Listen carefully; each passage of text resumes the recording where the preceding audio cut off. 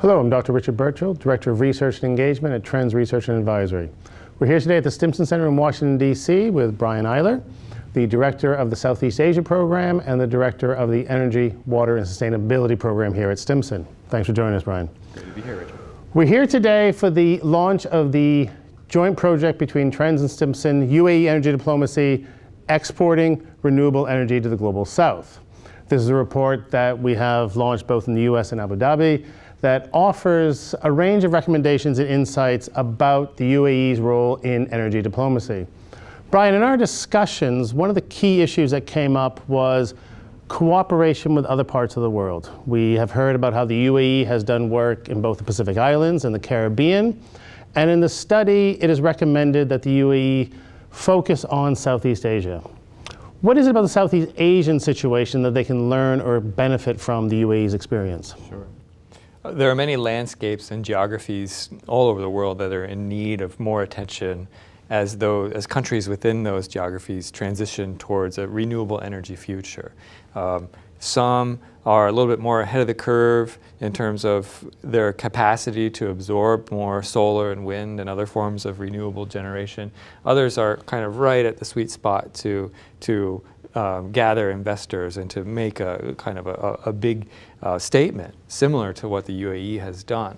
So there are potential leaders that the UAE can engender, and there are potential, again, landing spots that can move renewable energy development forward. Southeast Asia is one of those for two reasons. One is that of all the ASEAN nations, a majority of them have significant coal expansion, out to 40 to 50% of their energy mix through 2030 in their power development plans.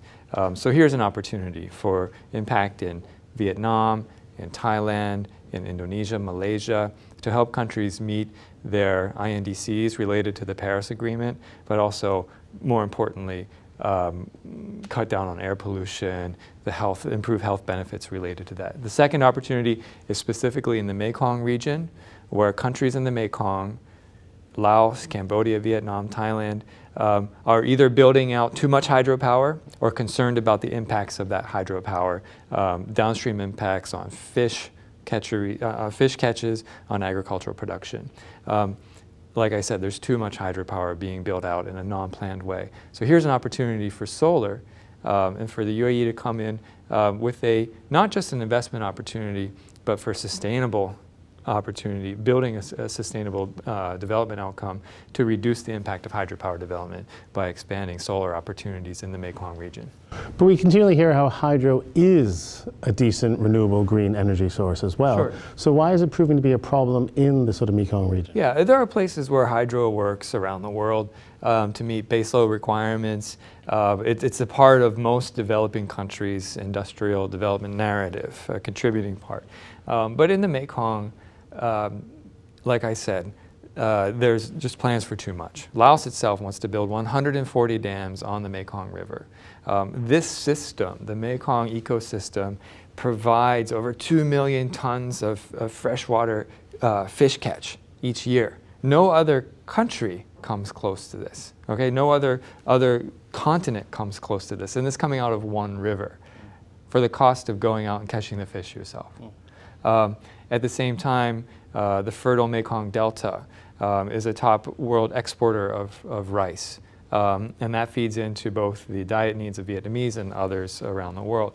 This is at risk because the floods that provide the nutrient-rich sediment to the Mekong Delta will be reduced and impacted by upstream dam development. So again, here's an opportunity as this renewable energy transition is happening in Southeast Asia to replace some of the most impactful dams with scale solar projects and other renewable energy alternatives. And going forward and pursuing the renewable energy, how complicated or how necessary is it when we have a mix of sources? So we have solar, we have hydro, we perhaps have nuclear, we have tidal, all these other. Is that more complicated or less complicated to focus on just one energy source, or would we be better off focusing on multiple energy sources? Right. I think for a climate-forward future, building resiliency through diversifying a power mix is the way to go. But as you're hinting, the process is complicated, right? As I said, the hydropower contribution to industrialized states help meet a lot of base load needs. I hope I'm not getting too technical, but right now these other forms of renewable energy can't do that. However, battery storage technology and innovation is really coming online, and we think 5 years from now, the storage capacity and the competitiveness of battery storage is going to be at a place where these other alternatives are much more competitive to hydropower and coal particularly. And if a big dam is going up on the Mekong,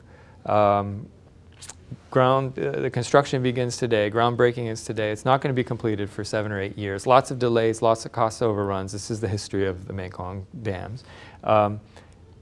Well, the battery storage is going to be there. The innovations in solar are going to be there well before that dam goes online. And if that dam goes online, you're locked in 60 years of maintaining that asset, where this broader diversified energy mix provides for a lot more flexibility. It's cheaper and can be more reliable. Okay, great. Thanks, Brian. And thanks for the contribution to the report. Thanks, Richard.